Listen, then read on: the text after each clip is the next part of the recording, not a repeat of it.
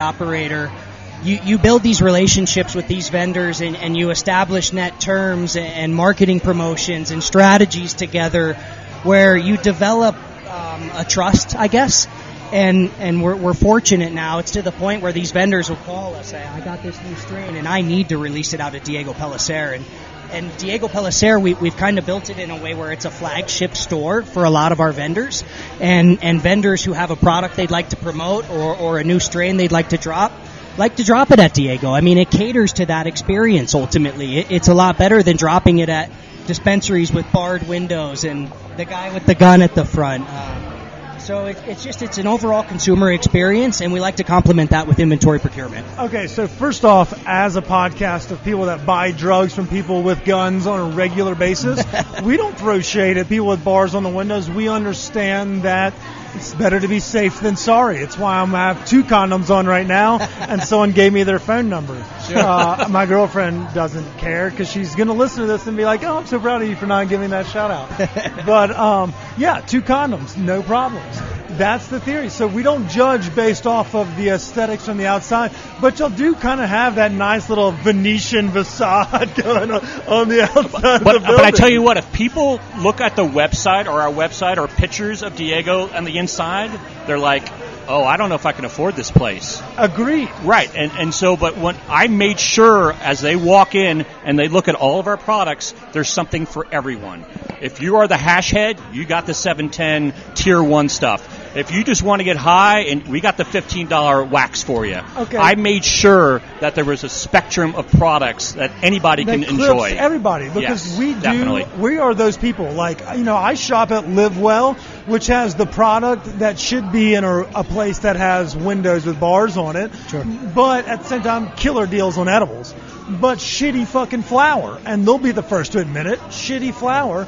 How do we combat that wave of prepackaged 8s that are $20 out the door to not being just that Colorado Crumble bullshit beasters is what we called it growing up? How do we find that good product without that? Well, that also I was thinking about this earlier too, and alongside what Kip's saying is, do you think all of the focus on resin and things like that have pulled people away from putting so much time into the flower? Because I'm getting a sense too at some of the dispensaries that I've been to recently, the flower's not what it was. Like it's not that good. I think there's a couple things to consider. So cannabis, in my opinion, and I may take some heat from this, is heading in a direction of more of a consumer packaged good, a pre-packed unit. Whether the consumer likes it or not, that's ultimately where it's heading. And the city of Denver is coming into these cultivation facilities, and they're regulating. They're making sure that this product is safe. So you're seeing some changes in the industry right now that I think are interesting.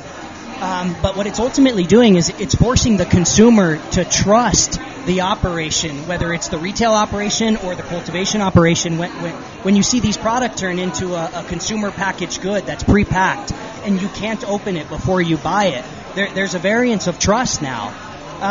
But it's cool and it's interesting, and something we've seen is customers and consumers are willing to pay a premium for this experience, and it's different than leaving the store with just a dram. It's totally different, and you walk out with something that, I used to say, kind of growing up when I first got into weed in high school, like a bag of weed on you it's kind of like your outfit.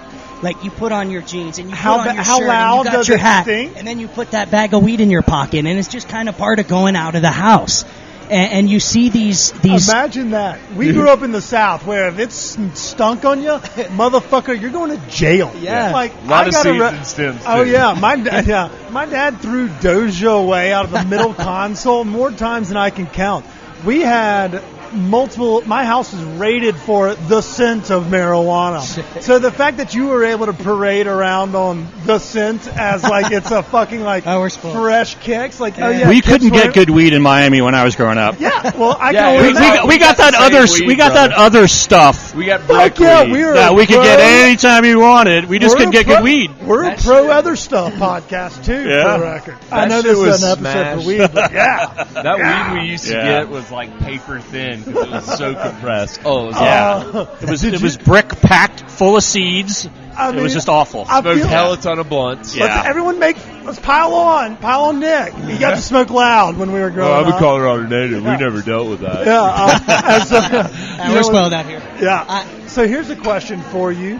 Were you judged off of weed growing up? Like, don't bring this shit to the yard, like my dance moves? Or like, oh, don't buy. I mean, nowadays it's don't buy Bud Light when everyone's drinking a craft beer. Shout out to our friends at Postino for delicious wine. So we never. Life's too short to smoke mids. See, we didn't even call it mids. It was bistros. Oh, I remember though when you get when mids came into town. I remember I'd hop on a bag of mids. Oh, dude, I was working in the restaurant. It was swag or bust. Nah, right. mids came through there quite a bit. We called them beasters. That was like the next. We had beasters was mid. We did swag, mids, and then nuggets. Okay, so Nick doesn't count, but I got to know what is the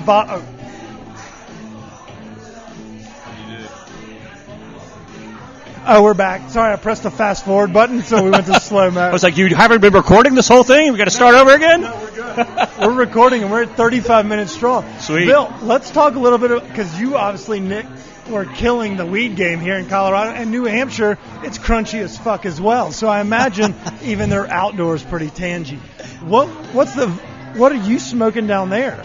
Like, I know I went right off on the coke. Yeah, we were smoking brick crap for such a long time now. My brother was a little bit older than me. He told me they used to get fantastic weed from Colombia. They'd fly it into the Keys and drop it in the. But then when the white stuff came, it was a lot more. You could make a lot more money putting that on a plane than you could weed. So we couldn't find weed anymore. We had to find somebody who was growing it like in the Everglades or something. And it was very rare we smoked anything good. Ooh, Riverbud. Dude, yeah. So, okay. Yeah. So you are, albeit we're putting ourselves, you and I are closer to the same age. Yeah.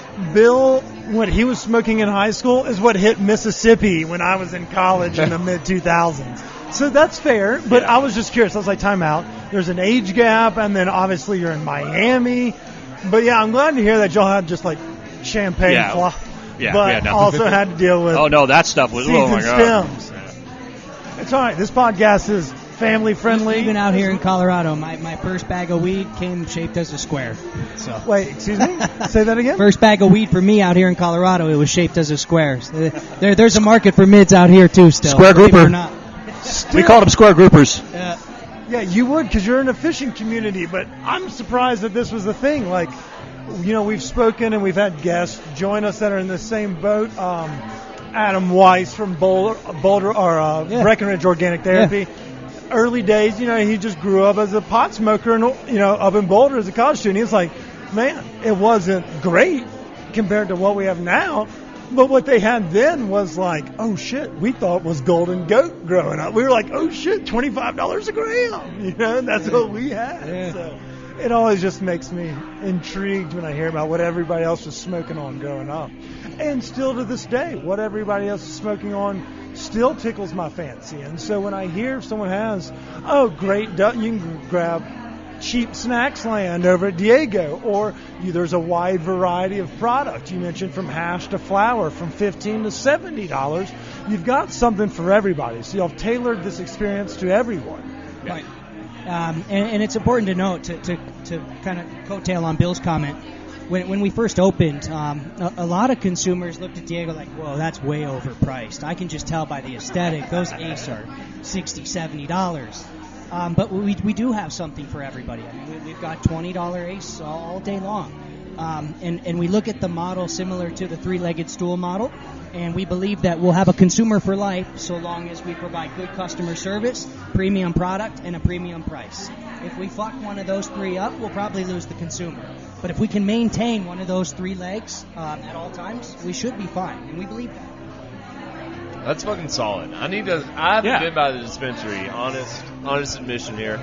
And what's great about Nick and Neil is the fact that they allowed me to do a lot of stuff that I wanted to do. I'd come with one idea. I say, why don't we have 30 strains on the wall? Why don't we have 10? Let's bring some more concentrates in. Granted, just some SKUs that he wants to remove now because we have too many. But at least he's like, that's a good idea. Let's do it. So they allowed me to actually use my ideas, where most of these other dispensaries are like, nope, this is the model, this is what we're sticking with, and I'm sorry. So what hat do you wear at the dispensary? What was that? What hat do you wear at the dispensary? Like, what's your role there? I'm the director of operations. Yeah, the GM. okay. I hate the word manager, so I never use it. Director of ops I like. Sounds a lot better. Yeah, it does. Yeah. It sounds higher up than manager, Yeah, too. yeah. I think it's important. Did they let you pick your own name? No, It's kind kind of like working in healthcare. Oh, yes. Shout out to William's mom. Yes. Love you, Ma. We get mistaken as corporate a lot, and we'll have consumers come in and be like, "Whoa, you guys are corporate," and we're not corporate. And to Bill's comment, we're a small team, and we're just a couple of guys, and it's not like we have to go up the ladder to change our product procurement or our labeling or even our branding. I mean, we could change Diego Pellicer into Diego's tomorrow if we'd like. And everybody on the team contributes to the development of the brand. And to us, that's just the dopest thing ever. And I'd hate for people to think that we are corporate. Because at the end of the day, we're just a couple of guys trying to push a retail model that's comfortable to the consumer. And everybody on the team helps progress that model. Yeah, I worked in corporate cannabis. This is the other side of the spectrum. This is not even close. Yeah. So yeah, exactly. Who wants to laugh real quick? So when he jumped in right there, I actually turned yours down and yours up, doing reverse. Okay. So some folks got real excited by Bill right there. They're like, "Fuck!" It's not good. Shout I out work to with corporate cannabis. It's the worst in the world. Diego's the best.